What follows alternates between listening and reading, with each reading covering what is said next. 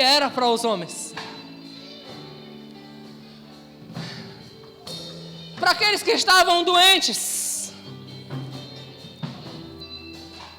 ele dizia: a tua fé te salvou, a tua fé te curou. Ele impunha as mãos sobre os enfermos e os enfermos ficavam curados. Como se não bastasse Deus ter se apresentado tantas vezes no Antigo Testamento com nomes de provisão, nomes de proteção, nomes de cura. Agora ele se manifesta em carne. Ele se manifesta em Jesus Cristo, aquele que Isaías disse. E ele será chamado o quê?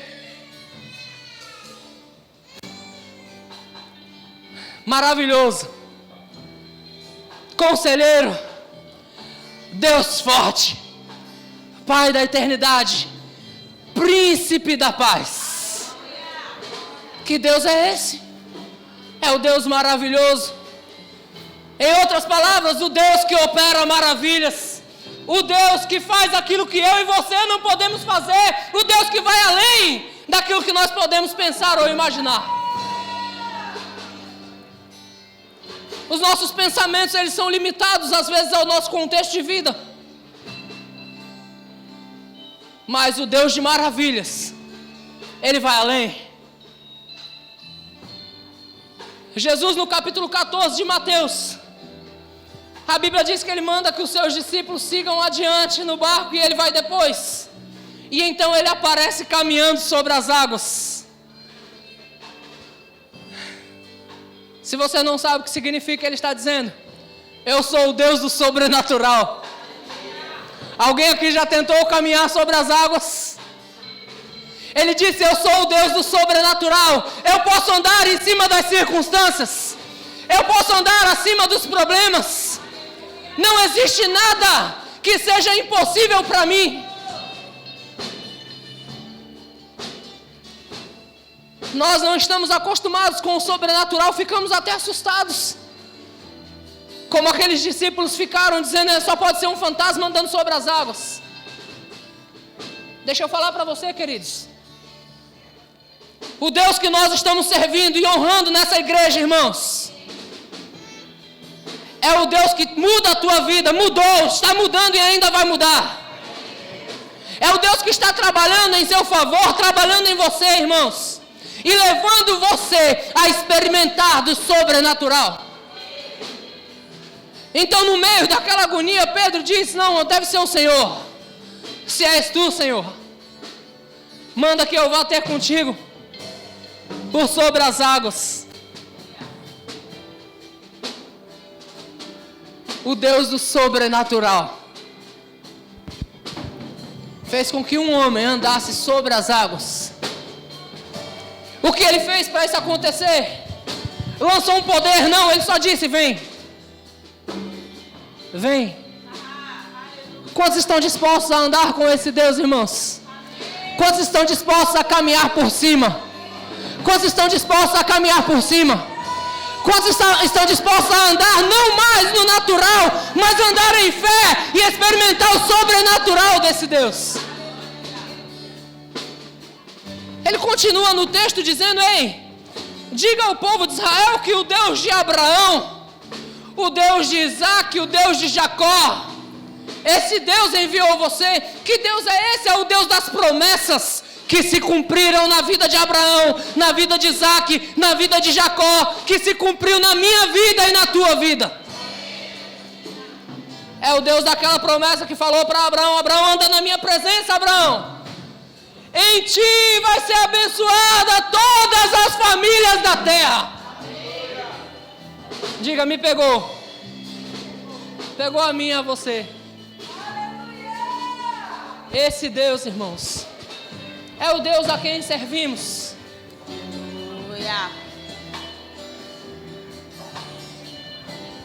Às vezes, irmãos,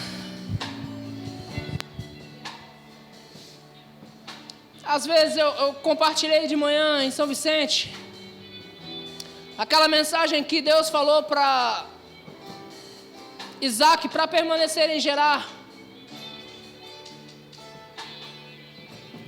Houve um momento em que Isaac estava em Gerar, que ele teve o mesmo medo que Abraão teve no Egito. Um medo da morte. Ele falou, se eu disser que essa mulher é minha esposa, vão me matar. E ele teve medo da morte. Eu penso que só ele, nenhum de vocês tem. Vocês tudo corajosos. Super crentes. Existem momentos, irmãos, que o medo vai querer pegar você. Sabe por quê? Porque você tem uma alma ainda. Mas a palavra do Senhor sempre, irmãos, vai te trazer à memória as suas promessas que diz, ei, eu sou contigo, não tema. Não tema, porque eu sou contigo. Naquele texto também a Bíblia diz que havia fome na terra. Como já houve fome no tempo de Abraão, agora havia fome na terra. As situações, irmãos, adversas sempre vão existir. Você fica animado com isso? Eu fico animado com a palavra que Jesus Cristo disse, ei, essas coisas vos escrevi, para que em mim vocês tenham paz. No mundo tereis aflições, mas tenham de bom ânimo, porque o eu sou venceu o mundo. Eu já venci o mundo. Tenham bom ânimo. No mundo vocês vão ter aflições, mas em mim vocês têm paz. Tenham bom ânimo, porque eu venci o mundo. Aí diante de uma adversidade, Jesus se mostra mais uma vez como eu sou, como Deus poderoso, como Deus mais do que suficiente. A Bíblia fala que quando Jesus está terminando o sermão da montanha, deve ter sido um sermão bem comprido. Se você começar a ler do capítulo 5 até o capítulo 7 e 8 de Mateus, você vai perceber que o sermão não foi tão curto assim. De repente você e eu, tá? Eu vou falar de mim, de repente eu lá reclamaria que o culto está demorando para acabar. Jesus ensinando sobre o Sermão do Monte, Jesus ensinando sobre o Velho Testamento inteirinho, dizendo, olha, vocês ouviram o que foi dito, eu porém vos digo. Jesus está pregando, irmãos, a melhor pregação das Escrituras, nos ensinando como convém viver daqui para frente. Quando está encerrando o sermão, os discípulos começam a ficar preocupados, porque o povo ficou tanto tempo lá, que agora o povo está tudo com fome. E agora como alimentar o povo? Você e eu já ficamos preocupados de como alimentar o nosso filho ou nossos 2 filhos. Quantos aqui já passaram por isso? E agora, Senhor, como é que eu vou alimentar essa criança? E agora, Senhor, como eu vou pagar essa conta? Jesus, irmãos, nunca ficou preocupado com essas coisas, porque Ele é o Deus mais do que suficiente. Ele só procurou saber se tinha alguém disposto a fazer alguma coisa. O que vocês têm nas mãos? Tem ali um menino. Eu não acredito que tomaram o pão do menino, não. Eu acredito que ele deu, tá? Se tomar, seria roubo. E Jesus não trabalha dessa forma. Tem ali um menino que traz 2 pães. Ou 5 pães e 2 peixes. Mas o que fazer com 5 pães e 2 peixes? Alguns ignorantes dizem que o pão antigamente era um pão muito grande. Era aquele pão... Alguém já viu o pão sovado? É pão sovado que chama? É um pão grande. Mas para alimentar 5.000 homens tinha que ser no mínimo do tamanho dessa igreja aqui, né? Um pãozinho do tamanho dessa igreja para alimentar 5.000 homens. A Bíblia diz que Jesus só separa o povo em grupo, porque Jesus gosta de grupo. Amém, irmãos? Cristo gosta de grupo. Então Ele separa o povo em grupo. E Ele manda que distribua os pães. Tendo dado graças, Ele manda que distribua os pães. Acontece a primeira multiplicação. Eu não sei se você já provou disso, irmãos, mas eu já provei e vi que o Senhor é bom. Eu já provei de multiplicação. Eu já provei de não ter e ter. Eu já provei de não saber o que fazer e de repente a resposta chega. O Deus mais do que suficiente, irmãos. Esse é o nosso Deus. É a quem nós cantamos. É a quem nós adoramos. É a quem nós erguemos as nossas mãos. É para Ele, irmãos, que nós celebramos dia após dia, porque nós sabemos quem é o nosso Deus. Moisés ficou preocupado porque aquele povo não sabia quem era. Mas você já sabe.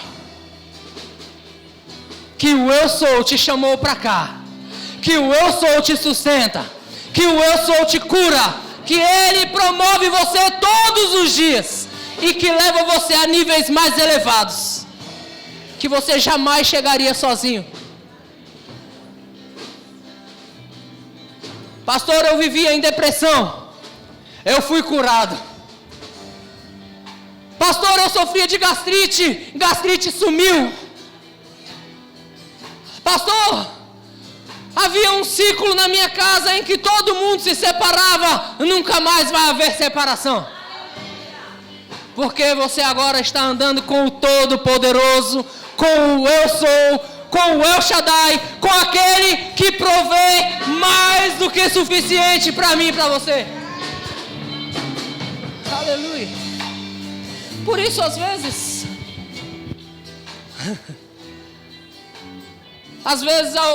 algumas indagações, por que em algumas igrejas existem aquelas campanhas? Gente, vamos fazer uma campanha aqui, a campanha da prosperidade. Por que nós não temos aqui, irmãos? Porque nós já entendemos que o Deus que nós servimos e a quem honramos, Ele supre todas as nossas necessidades. Ele se alegra na prosperidade dos seus filhos. O nosso Deus é o Deus da prosperidade. Pastor, é alguma doutrina isso? Não. É alguma teologia da prosperidade? Não. É só teologia. É só estudo de Deus. Porque Deus é o Deus da prosperidade. Foi Ele quem disse: meu é o ouro, minha é a prata. Foi Ele quem disse: toda a terra é minha. Tudo é do Senhor, irmãos. As maiores empresas são do Senhor. Hoje eu estava vendo um videozinho e um empresário estava dando uma entrevista e ele disse: eu não me lembro agora quantos, mas ele falou em milhões. Ele falou: eu peguei não sei quantos milhões, eu reparti para 35 funcionários meus. Eu dei tantos milhões a 35 funcionários meus. E 30% deles, quando pegaram o dinheiro, disseram: meu tempo aqui acabou, eu estou indo embora. E ele disse: o que eu queria era exatamente isso. Eu queria que os que não estivessem junto fossem embora. Onde eu quero chegar com isso, irmãos? Que às vezes você pode estar lá no seu emprego ganhando 2 salários mínimos por mês, 1,5 salário. E de repente o empresário decidir jogar 1 milhão na sua conta, 2 milhões na sua conta, 10 milhões na sua conta. Fica tranquilo, irmãos, às vezes o contexto de vida que nós levamos não deixamos nós vibrar com números altos. Mas deixa eu dizer para você, esse número só é alto para você, para Deus não. Esses números são altos para nós, para Deus é baixinho. Porque Ele é o dono de tudo, irmãos. Ele é o dono das maiores empresas. Ele é o dono da matéria. Ele é o dono das coisas. Que Deus é esse? É o Deus que nós celebramos. É o Deus a quem servimos. É esse Deus que nós saímos de nossas casas 1 vez, 2 vezes, 3 vezes na semana e nos reunimos simplesmente para adorá-lo. Simplesmente para reconhecê-lo. Por quê? Porque Deus é bom. Ele é o todo bom.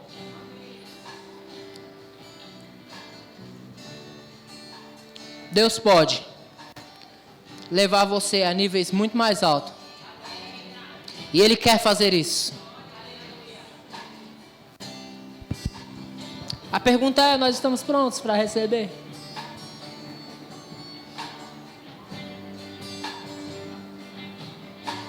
O amor de Deus, irmãos, Ele já nos pegou quando nós não tínhamos nada para oferecer para Ele. Não dávamos gratidão, não lhe dávamos graças, não o adorávamos, nem o reconhecíamos, mas Ele nos amou e enviou Jesus Cristo por mim e por você. quando você ainda estava ignorando Ele. Ele se fez pobre por você, para que você fosse feito rico nele.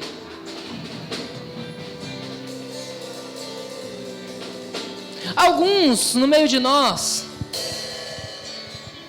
estamos passando por algumas situações. Eu falei ontem sobre o olho do furacão. Às vezes existem situações nas quais entramos que parece que caímos lá de paraquedas. Nem sabemos por que caímos lá. E de repente aquela situação nos conduz e nós agora não sabemos como sair. Mas sabe que todo furacão ele tem um olho do furacão lá em cima, você sabe disso?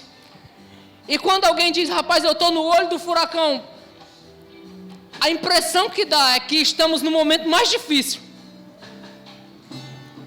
A adversidade está no seu pico mais alto. Mas sabe de uma coisa, queridos? Eu vejo Deus lançando você para algo incomparavelmente melhor.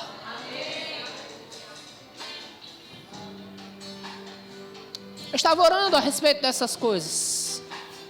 E eu vi pessoas sendo lançadas. Pessoas sendo lançadas para coisas maiores. Para coisas maiores, para coisas melhores. Deus quer fazer, irmãos, muito mais abundante, além do que nós pedimos ou pensamos.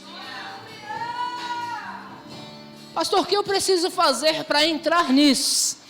Precisamos renovar a nossa mente em Deus, entender que Ele é mais do que suficiente, entender que Ele pode mais. Deus pode mais. Deus pode mais. Hoje eu olhava para um jovem que está fazendo arquitetura, congrega com a gente em São Vicente. Eu disse, esse menino está fazendo a parte dele, está fazendo arquitetura, ele vai terminar a faculdade de arquitetura e ele vai conseguir um salário base de 20 mil reais por mês. E eu percebi que o amém dele foi bem, assim, bem, sabe, empolgado.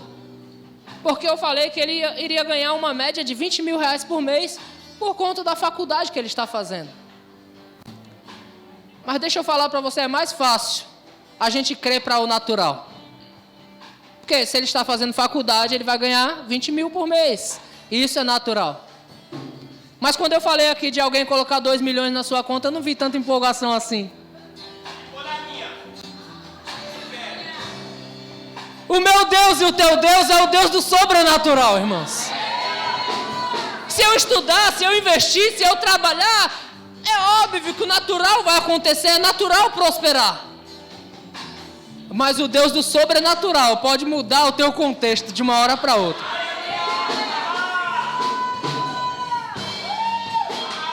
E crente deve andar dessa forma, irmãos. Crente deve andar dessa forma. Usufruindo, experimentando do sobrenatural de Deus. Coloca lá em Gênesis 26, por favor, versículo 12. A gente já vai cantar, eu vou encerrar já. Já tirou, né? Gênesis 26, versículo 12. Foi o texto que eu compartilhei de manhã. E o começo do texto está dizendo que houve fome na terra. Isaac semeou em uma situação adversa. Havia fome na terra. Isaac semeou naquela terra. E no mesmo ano ele recolheu 100 por 1. No mesmo ano ele recolheu 100 por 1. Porque o Senhor abençoou a Isaac. Não foi simplesmente por causa da semente. Foi por causa da bênção de Deus sobre Isaac. Agora você quer ver o sobrenatural? Versículo 13 e 14. Vamos continuar. Enriqueceu-se o homem, prosperou, ficou riquíssimo. Vou falar de novo, ele ficou riquíssimo. Versículo 14, por favor. Presta atenção que ele não semeou. A Bíblia diz que ele semeou naquela terra, mas não se semeia ovelha, tá bom? Possuía ovelhas e bois e grande número de servos, de maneira que os filisteus tinham inveja dele. Irmãos, eu declaro uma prosperidade tão grande chegando para essa igreja, que o mundo vai ficar com inveja de nós. O pessoal daquele barzinho ali vai dizer, rapaz, aqueles carrões ali são da onde, hein? Da onde é aqueles importados que estão parados aqui na porta? Porque Deus pode e a gente precisa sair do natural, irmãos. Precisamos sair da visão natural das coisas e crer em um Deus que é mais do que suficiente. O que é suficiente, pastor? Irmãos, um Fusca é suficiente. Um Celtinha de 2 portas é suficiente. Mas o mais do que suficiente pode promover o HRV. O mais do que suficiente pode nos dar Creta. E nenhum de nós vai ficar cretino, fica tranquilo. Amém. O mais do que suficiente pode promover Range Rover. Amém. E assim por diante. Pastor, para que essas coisas? Para você e eu usufruir das riquezas que Deus pode nos dar. Eu não sei quanto a você, mas eu vou usufruir dessas coisas. Deus já falou para mim, eu vou usufruir. Naquele culto de mergulhando no Espírito, enquanto eu mergulhava, Deus me mostrou, irmãos, alguém me dando um apartamento. A chave de um apartamento. E eu disse a Vanessa, eu vou ganhar um apartamento. Deus me mostrou a chave de um apartamento, vou ganhar um. Logo, logo estou ganhando um apartamento aí. E convidando você para tomar café comigo. Aí. O melhor de Deus, irmãos, está disponível para nós, para mim, para você. Por quê? Porque o nosso Deus é um Deus mais do que suficiente.